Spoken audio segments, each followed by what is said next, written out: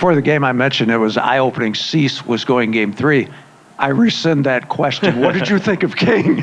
I think he was special tonight. I was talking to Darren on the way up here. First debut, I think I'm getting this right, first debut pitcher in a playoff game to throw 7 innings with no walks and no runs scored. Clearly a lot of strikeouts, 12 punch-outs. So thought he was fantastic. Everything was working.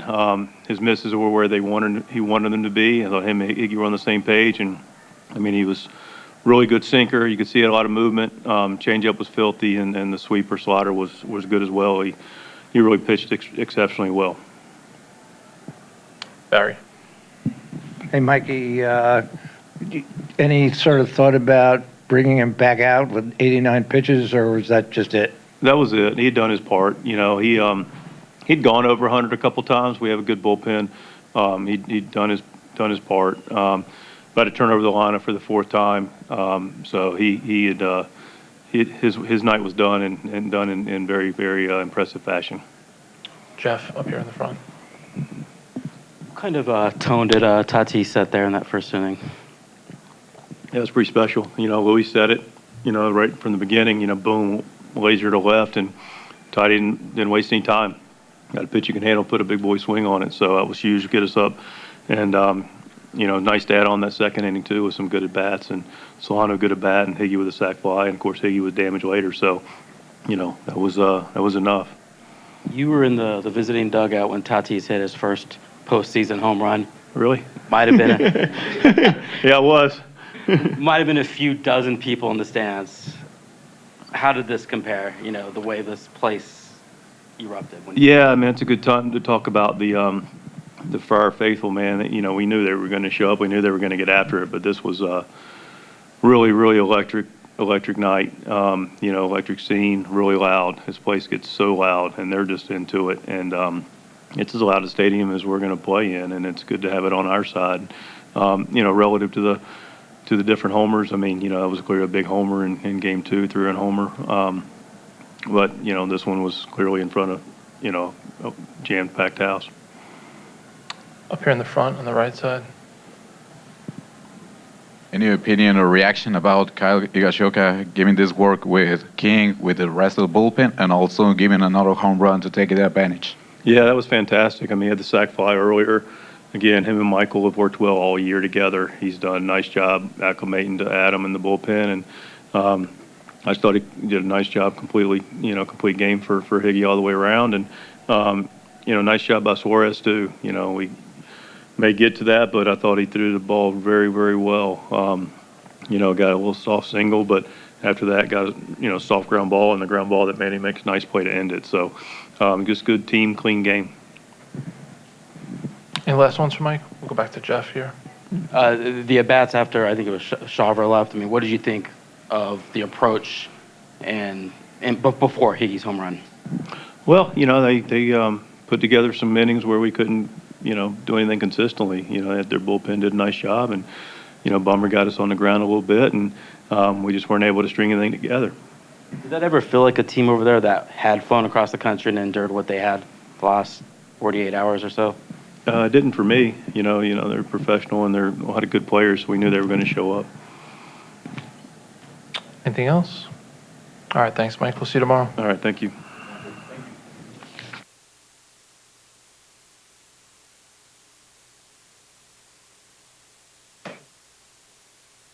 Michael King, first question. Start here in the middle in the second row.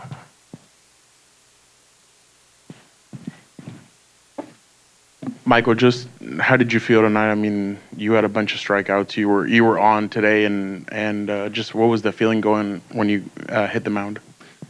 Felt good. The sweeper felt good in the bullpen, so I wanted to use that a little bit more than I normally do. Fastball command was good, glove side, so I think it opened it up for some more chase over there. Higgy had a great game, calling pitches, and obviously the home run was huge. So just a good game to build off to start this season or postseason.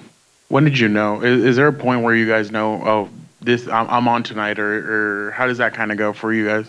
I'd say the adrenaline kicks in as I'm walking in from the bullpen, and then Yeah, you got to see how that first pitch is, So it took a little bit of time. I know I had 3 strikeouts in the first, so Higgy said we got to save some strikeouts. But then it was just staying on the attack and going after their aggressiveness. Barry and then to Jeff. Hey, Mike, going back to the Yankees, how much of your relationship with Higgy over there started and then carried over here? All of it. Yeah, we played together in the minor leagues, and he's one of my favorite teammates I've had. He's awesome to work with as a pitcher-catcher relationship, and to see him hit bombs like that, I've been seeing it since 2018. So it's he's a special character that is needed in every locker room, and he's been a huge part for us this year. Do you watch what the Yankees are doing? I mean, yeah, I'm sure you have plenty of friends still over there, and they're having a great year this year as opposed to last year. And you're kind of like bifurcated on both coasts there? Still got a bunch of buddies over there, so I definitely pay attention to my buddies. I'll usually watch all my guys' outings, and then and we check in with each other, and they're having a great year, and I wish them all the best. Jeff. Was there a point where you kind of normalized the game? Like, it just, you settle into a groove and it became just like any other game this season? Probably not, actually. I talked to Ruben before the game that I felt like I had success as a reliever because I wanted that big moment. I wanted to come in big situations. So I think feeling that pressure from the start of the game was something that I wanted to use to my advantage and build off of. So feeling the crowd noise, knowing how big postseason games are, it all played into my mentality throughout the whole game.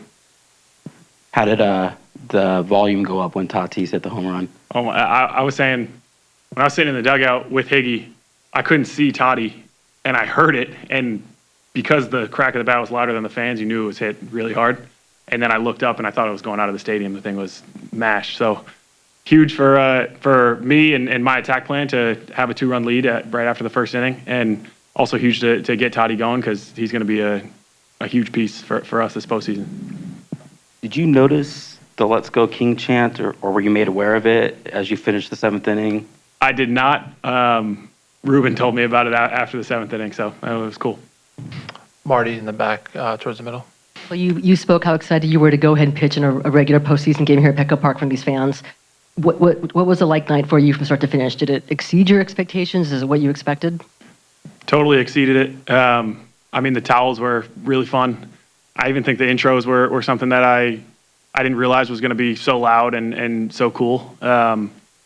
Hearing them for literally everybody on our roster, including staff, go nuts every time they were announced. It was really, really special. Pitching in front of them is something that I absolutely love doing. I'm really happy we had home field for the wild card because I think it's a really tough place to play as an opponent. And how much did that Tatis loss just give you take some pressure off your shoulders early on? I forget what Higgy and I talked about. We were facing Laureano first in the top of the second, and instead of the pitch that we wanted to go to, I said, let's just go backdoor sinker and stay on the attack. I didn't want to get too cute and throw off-speed pitches. So the fact that we were able to get a 2-run lead that quickly makes it so then I can really attack with my fastball and stay ahead of the counts and really put the pressure on. Ended up here on the left side. Mikey, after the 4th or the 7th innings, you allowed just the 1 base runner. Was that about the time you feel like kind of settled into your game plan? Yeah. I felt like there was a couple soft contacts early. It's not like I was getting hit around in the first couple, so I felt like I was able to continue to keep the confidence.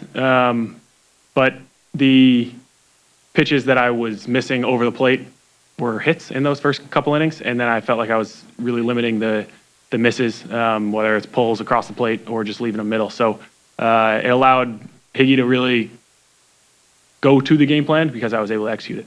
And then during the broadcast, they showed the quote that you had to the New York Post back when the trade happened that the Padres won. Is this proof of that? I guess we'll see come Halloween. And last one's Michael. We'll go back to Jeff here in the front. Go to the right side. You got past 180 innings today. Anyone point that out to you, and how do you feel physically?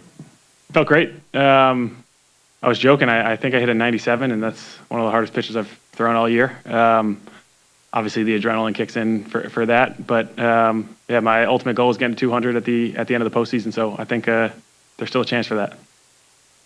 On the right side, on the Mike, aisle. this side for the Spanish press, but I want to try to do this in English. You came to the first pitcher with 12 strikeouts in your first postseason career, no runs, no walkouts. When you knew that you were going to be open in this game, do you dream it like this? It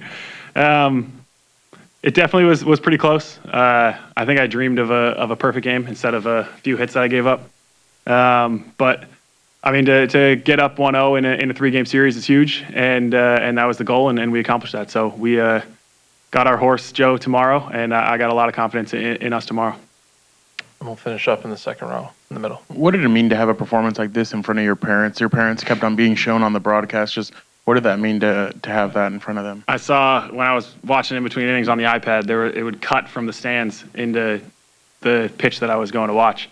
And Higgy knows my parents well, and Higgy was like, "Oh, there's Jim."